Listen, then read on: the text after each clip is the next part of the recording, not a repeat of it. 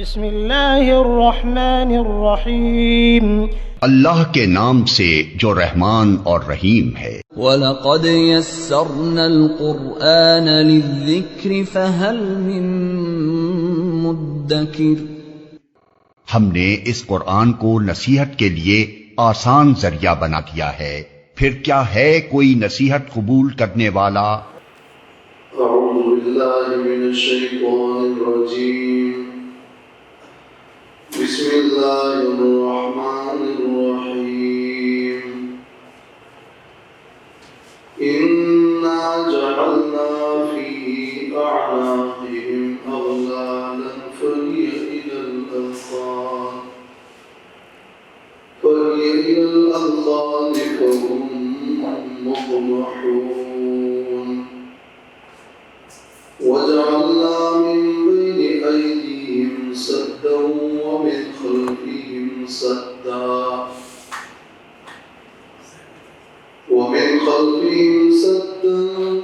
فأغشيناهم فهم لا يبصرون۔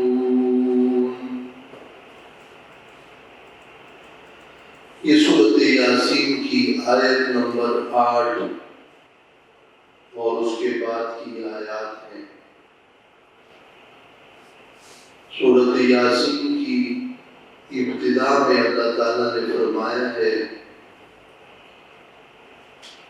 کہ قرآن حکیم کی قسم کے نبی آپ رسولوں میں سے اور آپ صراط مستقیم پر ہے، اور یہ عزیز اور رحیم ذات کی طرف سے نازل شدہ ہے۔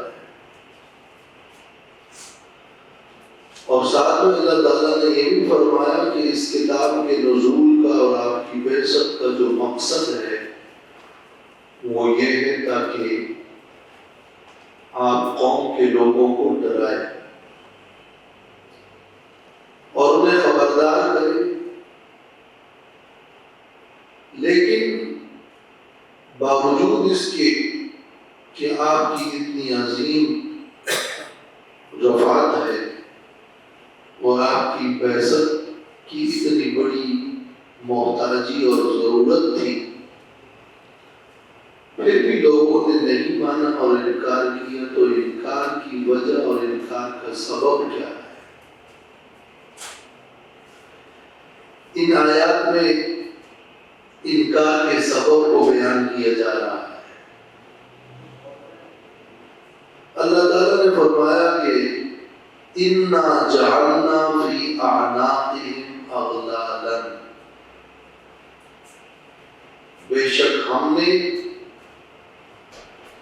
ان کی گردنوں میں طوق ڈال دیے۔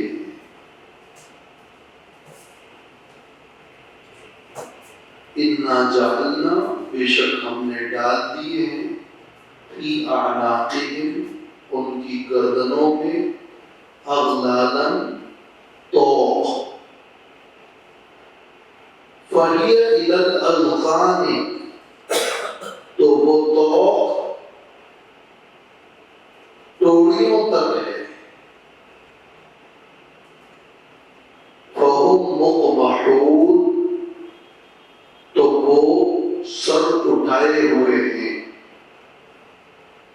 ہم نے ان کی گردنوں میں طوق ڈالا ہے، وہ طوق اتنا چوڑا ہے کہ جس سے ان کے سر اوپر کی طرف اٹھے ہوئے ہیں اور وہ طوق ان کی توڑیوں تک پہنچا ہے۔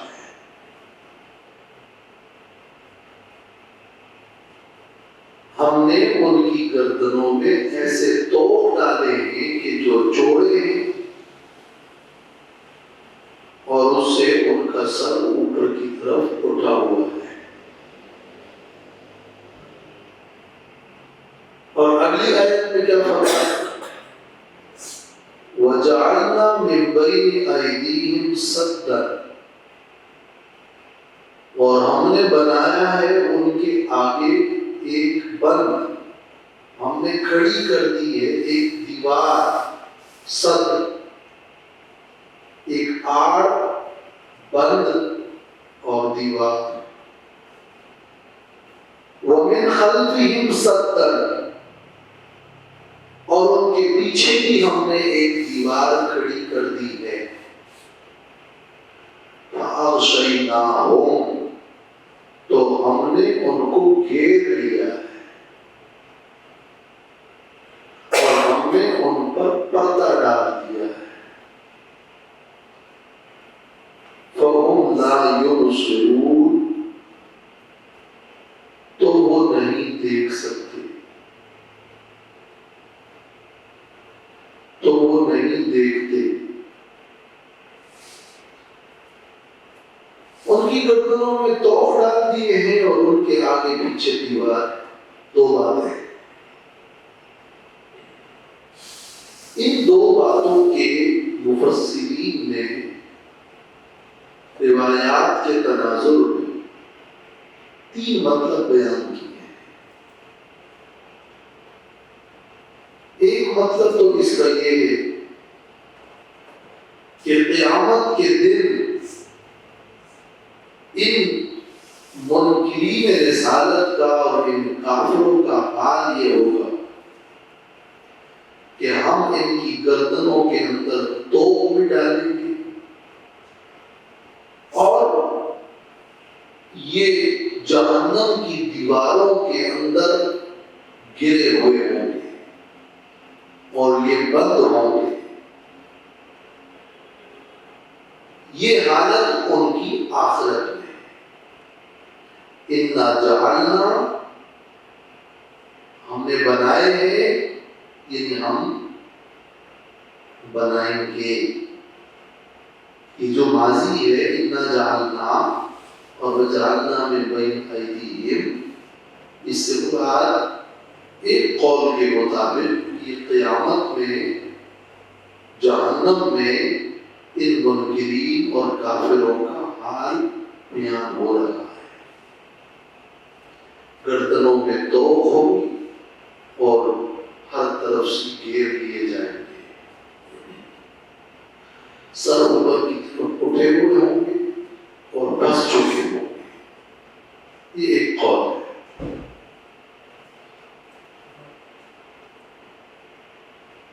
ان آیات کا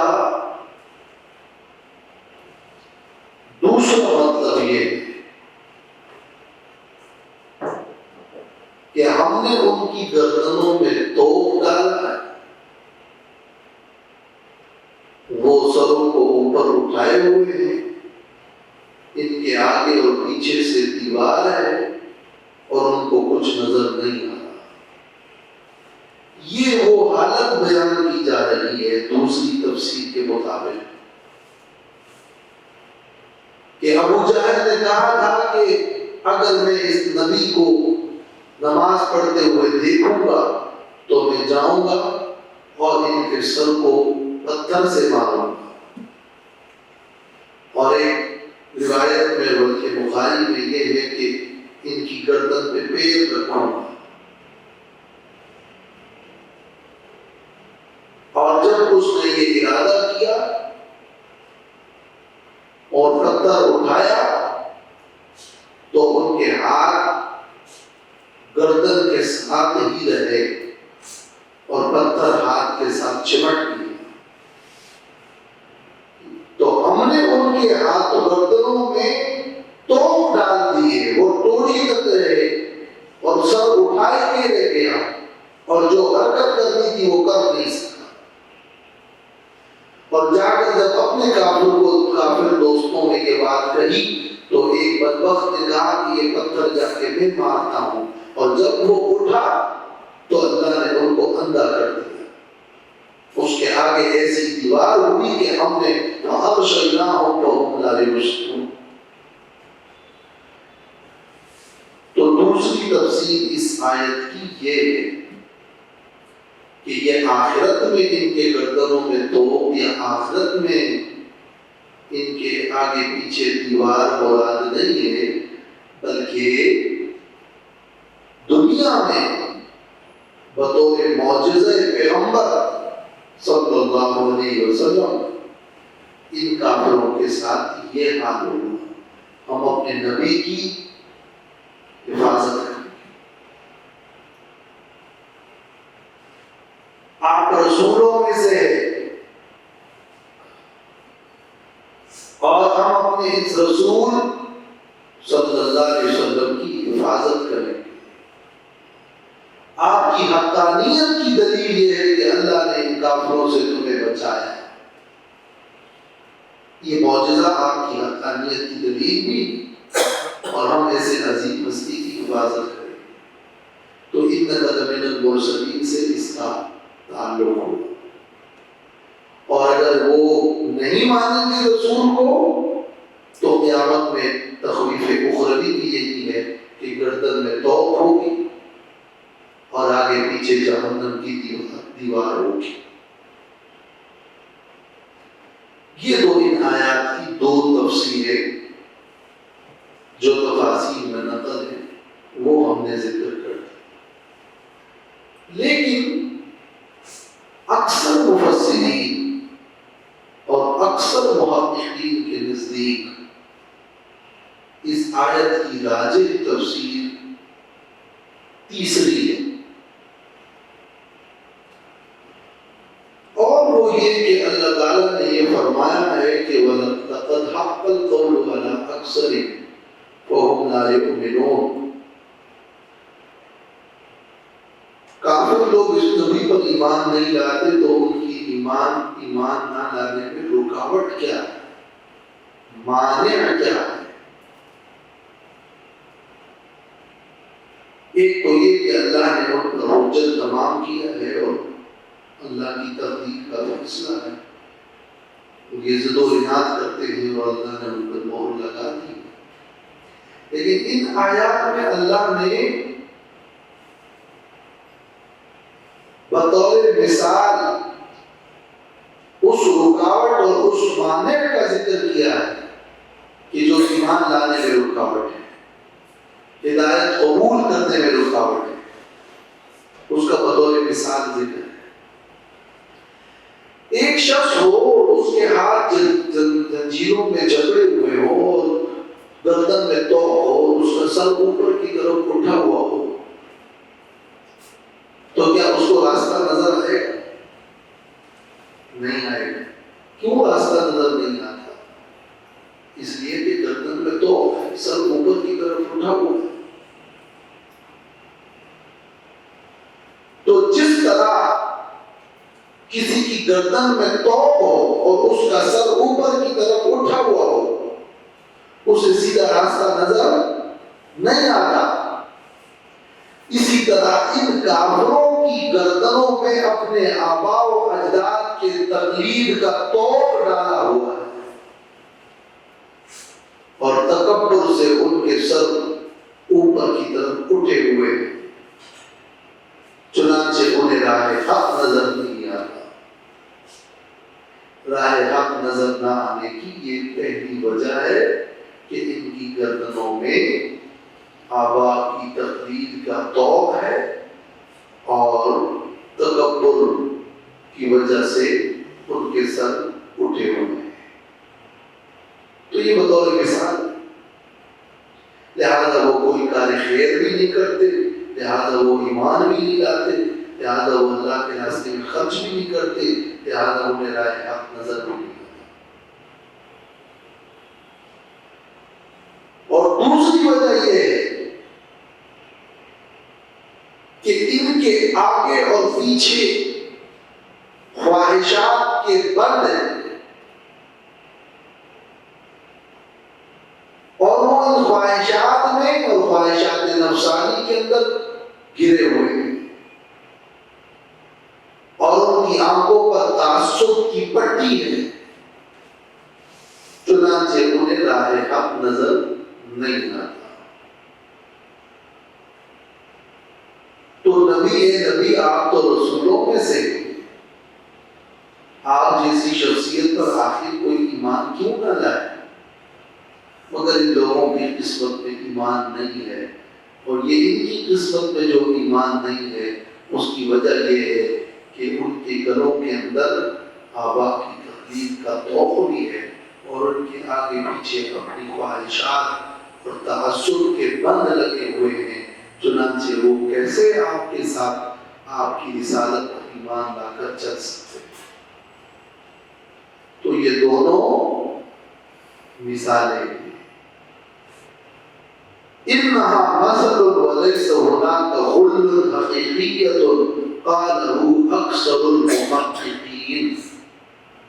تفسیر زاد المسیر میں ابن جوزی نے نقل کیا ہے کہ یہ ایک مثال ہے، حقیقی طور مراد نہیں، حقیقی دیوار مراد نہیں ہے، بلکہ ایک مثال ہے جو پیش کی گئی ہے۔ وہ مثال کار خیر سے رکاوٹ اور اللہ کے راستے میں خرچ کرنے سے رک جانا اور ایمان باللہ سے منع ہونا، یہ اس کے لیے مثال دی گئی ہے۔ یہ مثال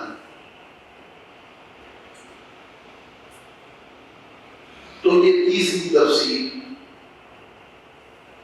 ایک فٹ اور راجح تفسیر۔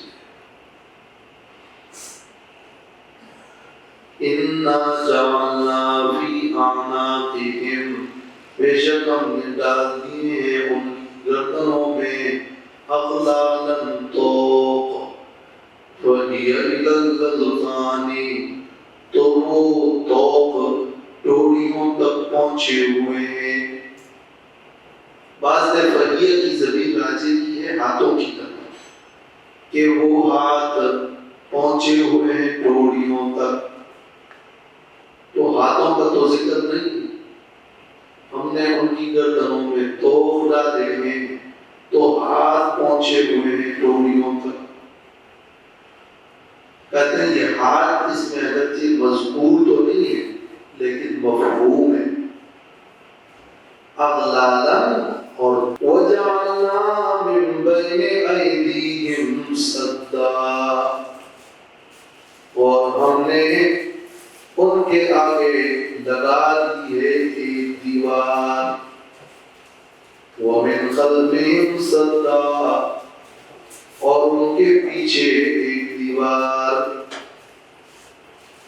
فَأَغْشَيْنَاهُمْ، تو ہم نے ان کو گھیر لیا ہے، ڈھانپ لیا ہے، وَهُمْ لَا يُبْصِرُونَ، تو وہ نہیں دیکھتے۔ وہ آگے پیچھے دیوار کیا ہے؟ خواہشات کی دیوار، شبہات کی دیوار۔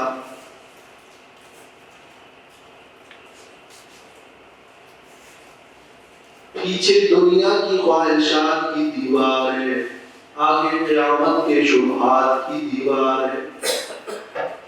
خواہشات اور شبہات کی دیواروں میں گرے ہوئے، یہ سدن سدن جو کہا ہے یہ دو دیواریں ہیں۔ آگے ان کو آخرت کے بارے میں شبہ ہے اور پیچھے دنیا نے انہیں کھینچ کے رکھا۔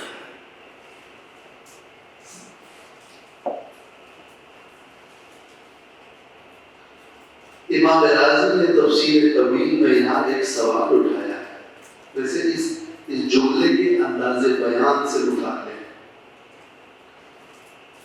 ان کے آگے دیوار ہے، ان کے پیچھے دیوار ہے، تو انسان جب چلتا ہے تو آگے دیوار آتی ہے تو رک جاتا ہے، پیچھے تو کوئی نہیں جاتا۔ پیچھے کی دیوار کا ذکر کیوں کیا؟ پیچھے کی دیوار کا ذکر کیوں کیا؟ امام راضی فرماتے ہیں انسان کو جو ہدایت ملتی ہے، ایک ہدایت تو وہ ہے کہ جو اللہ نے اس کی پیچھے فطرت میں رکھی ہے، اور ایک ہدایت وہ ہے کہ جب وہ چل رہا ہوتا ہے، غور کر رہا ہوتا ہے، تو ایک اس کی وہ ہدایت نظری، ایک فطری ہدایت ہے، ایک نظری اور غور و فکر کی ہدایت ہے۔ مگر یہ وہ لوگ ہیں کہ ان کے آگے غور و فکر کی ہدایت بھی نہیں ہے، وہاں بھی دیوار لگی ہوئی ہے، اور پیچھے جبلت اور فطرت کی جو ہدایت ہے اس سے بھی یہ رکے ہوئے ہیں۔ تو من بین ایدیہم سدًّا، آگے بھی دیوار ہے، نظری ہدایت سے محروم ہیں، ومن خلفہم صدا، پیچھے بھی دیواریں تو فطری ہدایت سے محروم ہیں۔ ورنہ تو کل مولود یولد علی فطرت الاسلام۔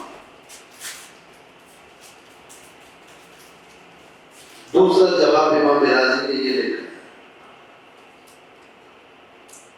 انسان کا مبدا بھی اللہ ہے، انسان کا معاد بھی اللہ ہے، انسان کو پیدا بھی اللہ نے کیا ہے اور جانا بھی کہاں ہے؟ اللہ کے پاس۔ تو ہر طرف توحید ہے، آگے بھی توحید ہے، پیچھے بھی توحید ہے، لیکن ان کو نہ پیچھے کی خلقت سے کوئی سبق لیا اور نہ آگے معاد کی کوئی فکر ہے۔ تو من بین ایدیہم صدا ومن خلفہم صدا، پیچھے بھی اللہ ہے، آگے بھی اللہ ہے، مگر یہ اللہ سے کٹے ہوئے ہیں۔ اور تو یہ کہ ایک انسان جب آگے چلتا ہے، جب وہ پھنس جاتا ہے تو پھر پیچھے واپس ہو کر یہاں سے نکل جاتا ہے، مگر یہ نہ آگے سے بھی پھنس گئے اور پیچھے سے بھی پھنس گئے تو ایسا شخص گر جاتا ہے، ہلاک ہو جاتا ہے۔ تو یہ کنایا ہے ہلاکت سے۔ امام راضی نے تیسرا جواب لکھا ہے کہ یہ کنایا ہے ہلاکت سے۔ آگے پیچھے ان کی دیوار ہے، یعنی آگے پیچھے ہلاکت ہے۔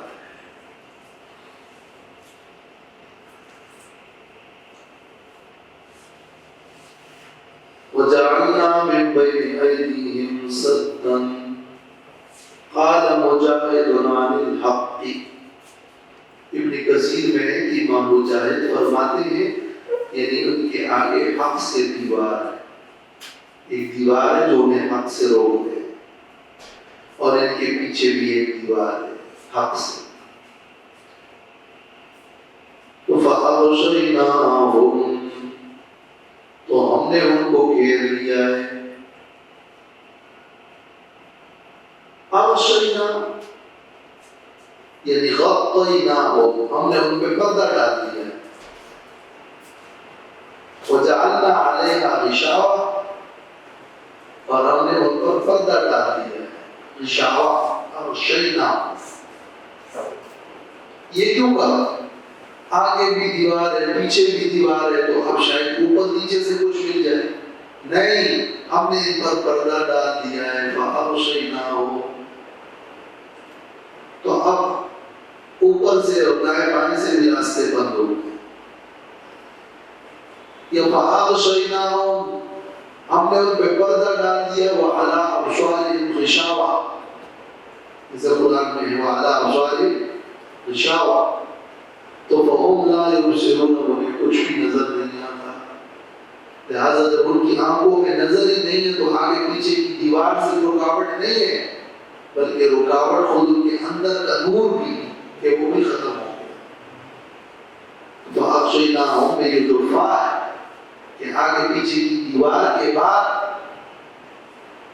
پھر ان پر پردہ بھی ڈال دیا، لہٰذا دائیں بائیں اور اوپر نیچے سے بھی کوئی راستہ نہیں، وہ ہم لا یبصرون۔ لہٰذا اگر کوئی کہے کہ آگے پیچھے کا ذکر ہے، دائیں بائیں تو کیوں نہیں؟ تو فَأَغْشَيْنَاهُمْ میں وہ ہو گیا۔ اور دوم یہ بھی کہ اگر کوئی دائیں بائیں چلے گا تو وہ بھی پھر آگے پیچھے ہی ہو جائے گا، پیچھے آگے چلتا ہے یہ اس کے پیچھے، لیکن اگر وہ اپنا رخ تبدیل کر کے دائیں بائیں ہوگا تو پھر اس کا دائیں بائیں آگے پیچھے ہوگا نا۔ تو دو اطراف کافی ہے اسے پاس۔ تو من بین ایدیہم صدا ومن خلفہم صدا۔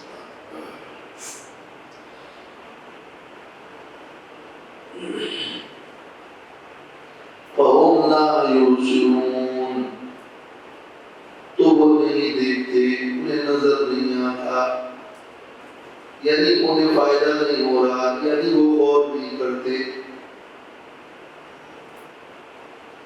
ان کی گردنوں میں تو ہے، سر اوپر اٹھے ہوئے، ان کے آگے پیچھے دیوار ہے، نظر نہیں آتا۔ لیکن دونوں انداز بیان میں تفسیر کبیر میں ہے، ایک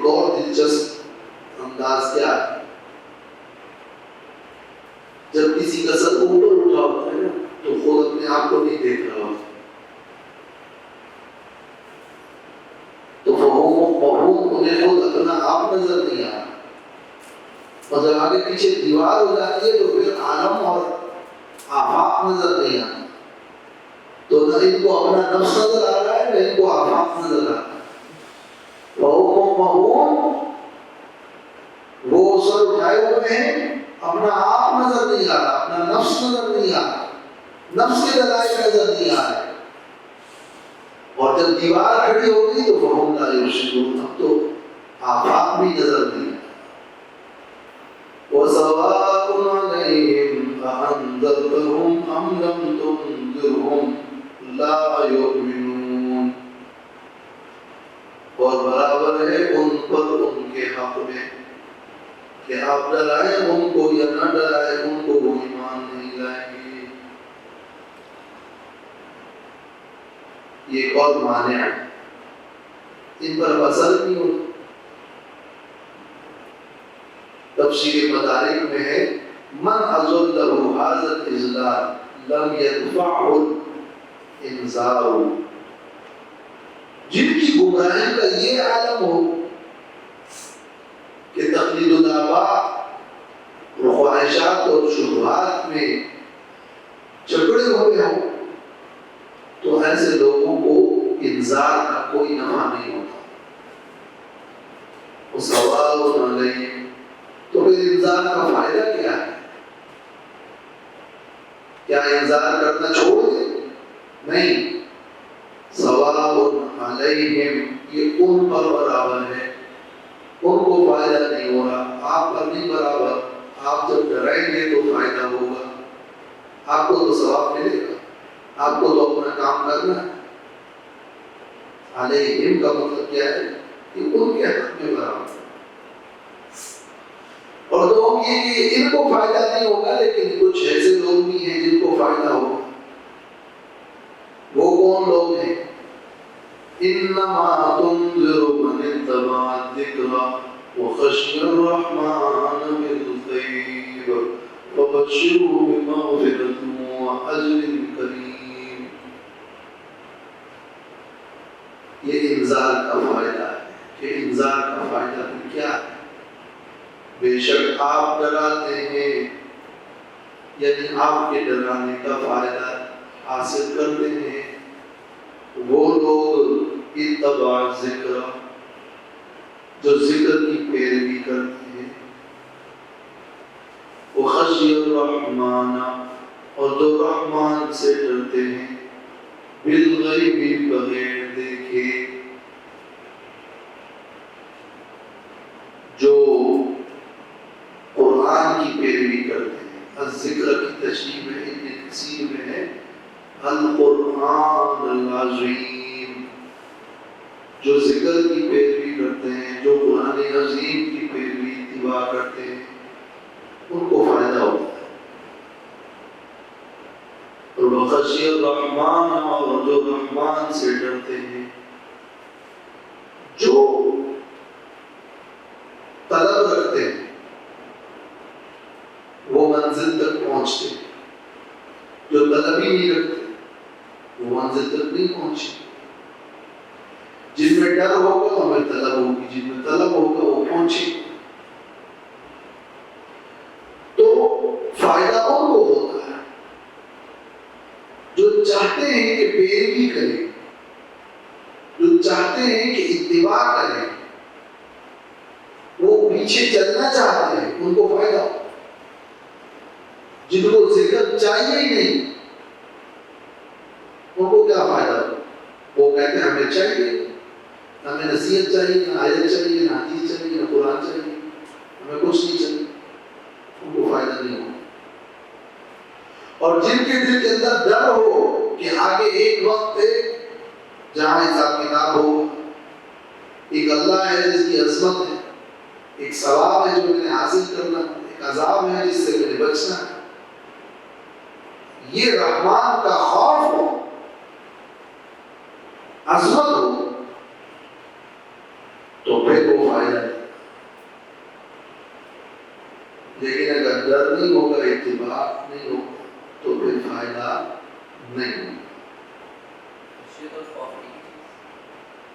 خوف تو وہ صرف ڈر ہے. خشیت میں عظمت کے ساتھ ڈر ہے. اس لیے میں نے اس کی تشریح میں عظمت کا لفظ داخل کر دیا. کوئی کسی سے ڈرتا ہے اس معنی میں کہ اس کی عظمت کو دیکھ کر ڈرتا ہے. ایک تو ڈرنا ہوتا ہے نا بہو بلا سے ڈرنا، ایک ہے کہ آپ کو کسی کی عظمت کا خیال ہے اور اسی وجہ سے آپ ڈرتے ہیں.